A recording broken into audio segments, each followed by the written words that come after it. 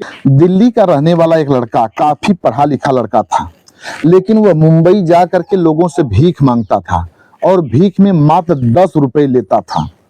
एक रोज उसकी मुलाकात एक रशियन लड़की से हो जाती है। वह रशियन लड़की वहीं घूम रही थी, घूमने के लिए इंडिया आई हुई थी।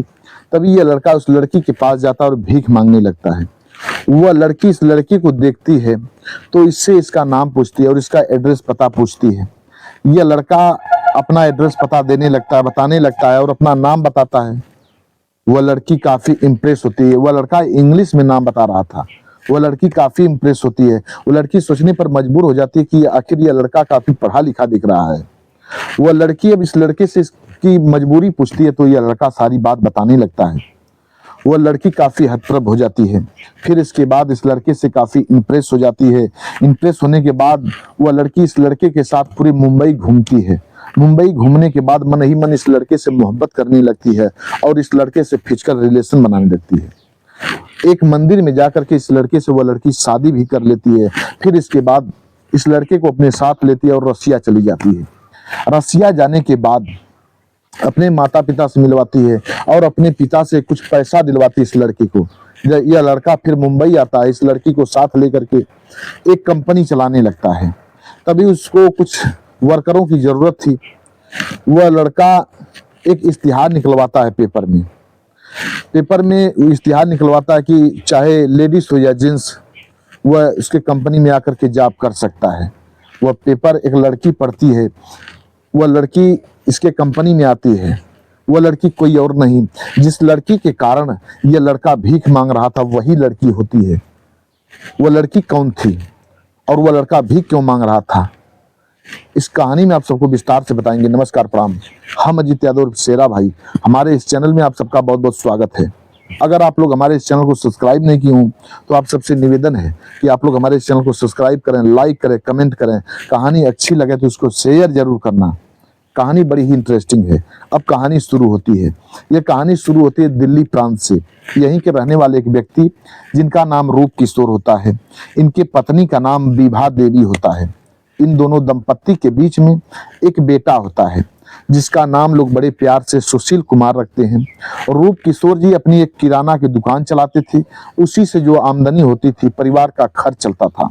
परिवार काफी संपन्न था, पढ़े लिखे लोग थे। ये जो सुशील कुमार था अपने ही गांव के एक प्राइवेट स्कूल में पढ़ा करता था। पढ़ने लिखने में काफी तेज तर्राक था। अध्यापक लोग उसकी काफी प्रशंसा करते थे, इतना होनहार लड़का वो जो था। धीरे धीरे उम्र बढ़ती है। धीरे धीरे एक क्लास से दूसरी क्लास, दूसरी क्लास से तीसरी, ऐसे ही बढ़ता जा रहा था।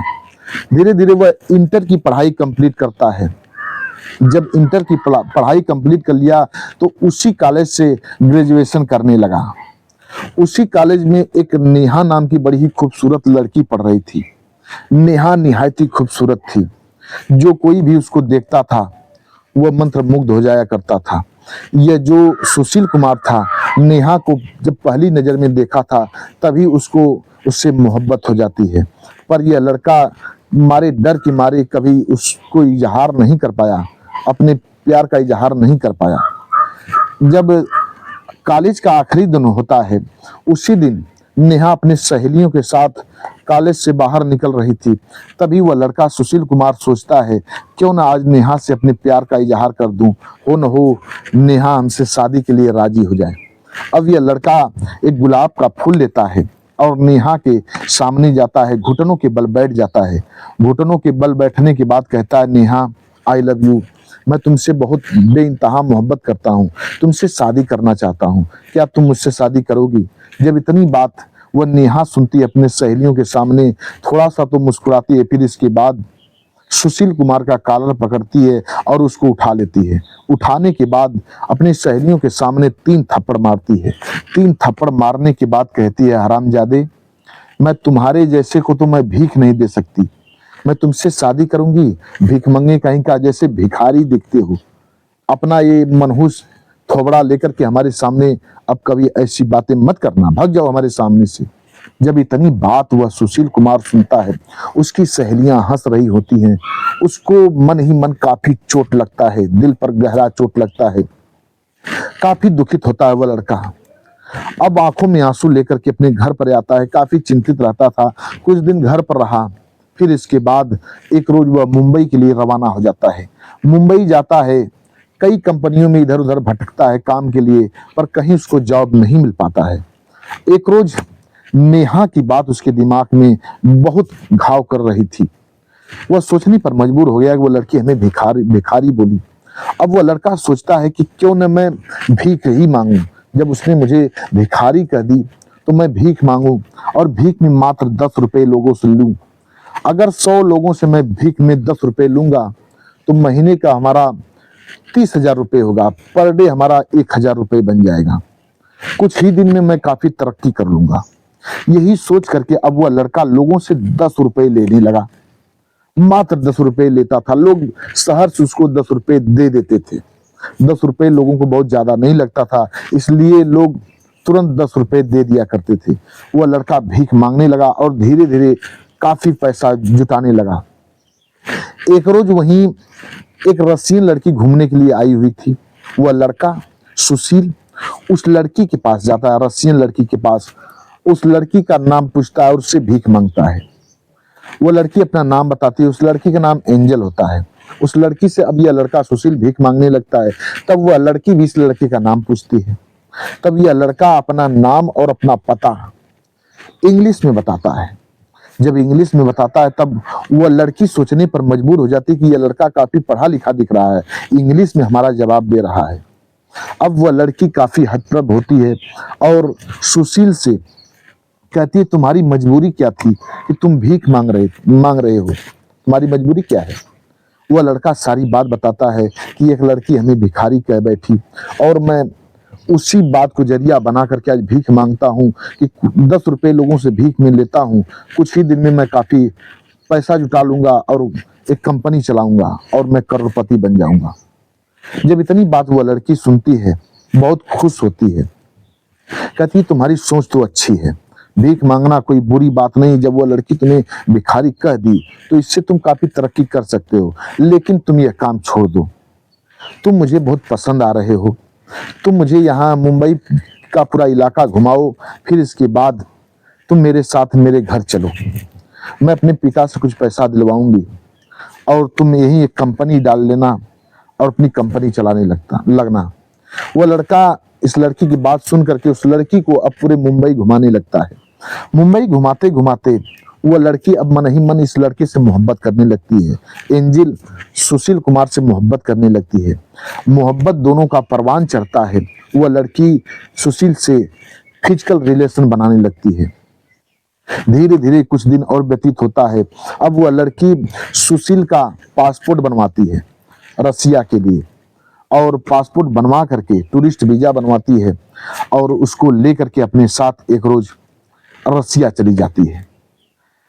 रसिया जब जाती है तब इस लड़के को अपने माता पिता से मिलवाती है।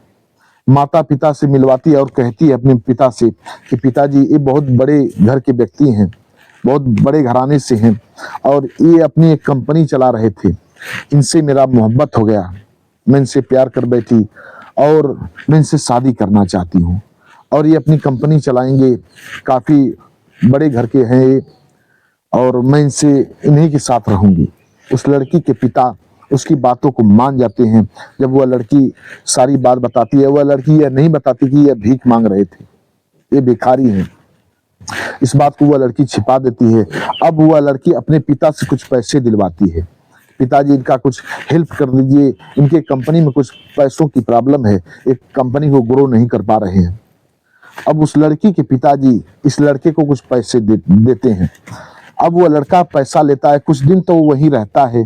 फिर इसके बाद अब वह लड़की फिर अपना यहाँ का वीजा बनवाती है।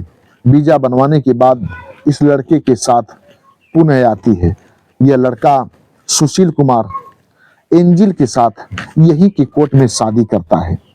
शादी करने के बाद महाराष्ट्र में एक जिला पड़ता है भिमंडी, थाना जिला है, वहीं की एक इलाका है भिमंडी। भिमंडी में ही अपनी एक कंपनी चलाने लगता है और पावर लूम की कंपनी होती है। कंपनी धीरे धीरे काफी ग्रो कर रही थी। काफी तरक्की करने लगता है सुशील, अच्छा पैसा कमाने लगा और एंजिल के साथ रहने लगा। धीरे धीरे अब जब कंपनी ग्रो करने लगी तब उसको कुछ एम्प्लॉय की जरूरत पड़ने लगी, कुछ वर्करों की जरूरत पड़ने लगी। एक रोज सुशील कुमार अपने एक पेपर में इश्तिहार निकलवाता है। इश्तिहार निकलवाता है कि उसको स्त्री हो या पुरुष कोई भी हो उसके कंपनी में आकर के काम कर सकता है, सैलरी जो कि अच्छी खासी उसको मिलेगी। यह पेपर चारों तरफ फैल जाता है। एक रोज अब जो वह नेहा लड़की थी, वह नेहा लड़की एक विपिन नामक लड़के से मोहब्बत करती थी। वह लड़की उस लड़के के साथ घर से भाग करके मुंबई आई हुई थी। जब मुंबई आई हुई थी कुछ दिन तो विपिन उस लड़की के साथ रंग रलियां मनाया, अयासियां किया। फिर इसके बाद वहीं के एक किराया का रूम लेकर के रहता था, उसी रूम में उस लड़की को अकेले छोड़ करके वहां से फरार हो जाता है। वो लड़की अब अकेले पड़ जाती है, वहां इधर उधर भटक रही थी। एक छोटे से दुकान में बैठी हुई थी, मीठा का दुकान था, चाय मिलता था, वड़ा पाव मिलता था, छोटी सी दुकान थी, उसी में बैठी हुई थी और वड़ा पाव खा रही थी। तभी एक पेपर दिखाई देता है, उस पेपर को पढ़ती है। उस पेपर का वह इश्तिहार पढ़ लेती है कि यहाँ एक कंपनी है और उसी कंपनी में कुछ वर्करों की जरूरत है। अब जब इतनी बात वह पढ़ती है तो सोचती है क्यों ना मैं उस कंपनी में जाऊं और उस कंपनी में काम करूं। मैं घर कैसे जाऊंगी, अपने माता पिता भाई बहन को कैसे मुंह दिखाऊंगी, क्यों ना मैं इसी कंपनी में रहूं, काम करूं और यहीं जिस रूम में रह रही हूं यहीं अकेले पड़ी रहूं। अब वह पता निकालती है, वह लड़की नेहा फिर इसके बाद उसी कंपनी में पहुंचती है जिस कंपनी का मालिक सुशील कुमार था। अब इंटरव्यू देने के उद्देश्य से वह लड़की जाती है। जब सुशील कुमार के ऑफिस में वो लड़की नेहा पहुंचती है, जब ही उस ऑफिस में पहुंचती है सुशील कुमार को उस कुर्सी पर बैठे हुए देखती है, चौंक पड़ती है। अब सुशील कुमार भी नेहा को देखता है, चौंक पड़ता, अवाक रह जाता है। अब नेहा जैसे ही सुशील को देखती है वहां से भागना चाहती है, लेकिन सुशील नेहा को रोक देता है। रोकने के बाद कहता है कि नेहा आओ बैठो, मैं तुम्हें पहचान रहा हूं, आओ क्या बात है। नेहा अब जाती है, हिम्मत करके उस कुर्सी पर बैठती है। बैठने के बाद सुशील पूछता है कहाँ आई हो। तब नेहा बताती कि मैंने आपका इश्तिहार पढ़ी थी और वही पता लगा करके यहाँ इस कंपनी में आई हूँ। आप यहाँ क्या करते हैं। सुशील कहता है मैं इस कंपनी का मालिक हूँ। जब इतनी बात वो लड़की नेहा सुनती, अवाक रह जाती है। वो लड़की पूछती कैसे, तुम्हारे पास तो इतने पैसे नहीं थे कि तुम कंपनी चला सको, कैसे इतनी बड़ी कंपनी डेवलपमेंट कर लिए, कंपनी को तैयार कर लिए। तब वह सुशील कुमार बताता है कि तुमने जिस वक्त हमें भिखारी बोला था कॉलेज में, उसी वक्त हमने अपने दिमाग में ठान लिया कि मैं लोगों से भीख मांगूंगा और भीख मांग करके एक कंपनी चलाऊंगा, करोड़पति बनूंगा। यही हमारा मोटिव बन गया, यही उद्देश्य लेकर के मैं मुंबई आया। लेकिन हमारी मुलाकात एक लड़की से हो गई, एंजिल नाम की। उस लड़की को अपने पास बुलाता है एंजिल और कहता है कि इन्हीं के कारण इनके पिताजी हमारी काफी मदद की और मैं इस कंपनी को चलाने लगा और मैं एंजिल से शादी कर लिया। जब इतनी बात वह नेहा सुनती है तभी जो सुशील था उस एंजिल से बताता कि ये वही लड़की हैं जिनके कारण मैं भीख मांग रहा था। जब इतनी बात वह एंजिल सुनती है, काफी अफसोस जाहिर करती है और यह नेहा भी बहुत शर्मिंदा होती है। अब यह नेहा कहती है कि सुशील मैंने जो तुम्हारे साथ किया बहुत गलत किया, मैं ये सब नहीं समझती थी, मेरे साथ कुछ नादानी हो गई, मुझे माफ कर दो और मुझे अब तुम्हारे यहाँ काम नहीं करना है। मैं किस मुंह से तुम्हारे यहाँ काम करूंगी, मुझे यहाँ काम नहीं करना है। सुशील कुमार बहुत समझाता है उसको कि गलतियां हो जाती हैं, जब वो कोई तरक्की नहीं करता है या कोई उस लायक नहीं रहता है तो लोग उसको ऐसे ही निकम्मा समझते हैं। तुम भी तो इंसान हो, तुमसे भी गलती हो गई, मैं तुम्हें माफ करता हूँ, लेकिन तुम बताओ यहाँ तुम कैसे रहती हो, क्यों रहती हो, तुम तो बड़े घर की बेटी हो, तुम्हें यहाँ कैसे रहना पड़ा और इस कंपनी में क्यों आई। तब वह सारी बात बताने लगती कि मैं विपिन से मोहब्बत करती थी और विपिन मेरे साथ यहाँ आया, मुझको लेकर के मैं अपने घर से भाग करके आई और विपिन मेरे साथ कुछ दिन तक अयासियां किया, फिर छोड़ करके अपने घर भाग गया। अब मैं यहाँ अकेली हूँ। मैंने जब इश्तिहार पढ़ी तो सोच बैठी कि क्यों ना आपके कंपनी में या इस कंपनी में चलूँ और यहीं काम करूँ और यहीं मैं सेटल हो जाऊँ। यही सोच करके मैं यहाँ आई थी। मुझे क्या पता था कि आपसे मुलाकात हो जाएगी। इतनी बात जब सुशील सुना तो काफी अफसोस जाहिर किया। कहा कि नेहा, काफी देर हो चुकी है। मैंने तो एंजल से शादी कर ली, नहीं तो मैं आज भी तुमसे शादी कर लेता। पर चलो, अब तुम मेरा मित्र बन करके रहो और तुम मेरी पर्सनल सेक्रेटरी बनकर के रहो। वो लड़की नेहा कहती, नहीं, मैं आपके सामने कैसे रहूंगी, कैसे मुंह दिखाऊंगी। वह लड़का सुशील कहता है कि नेहा, इस बात को भूल जाओ, मैं भी भूल जाऊंगा और तुम मेरी सेक्रेटरी बनकर के रहो, मेरे साथ रहो, मेरा मित्र बनकर के रहो। तुम मेरे हर दोस्तों में से एक अच्छे दोस्त बनकर के रहोगी। मैं तुम्हें उतना ही प्यार दूंगा जितना पहले तुम्हें मानता था, लेकिन तुम मेरी दोस्त हो, दोस्त ही रहना और मैं तुम्हें दोस्त ही मानूंगा। वह लड़की सुशील की बातों को मान जाती है और उस सुशील का पर्सनल सेक्रेटरी बनकर के रहने लगती है। सभी लोग हंसी खुशी से रहने लगते हैं। हर सुख दुख में वह सुशील नेहा का साथ देता था, मदद करता था।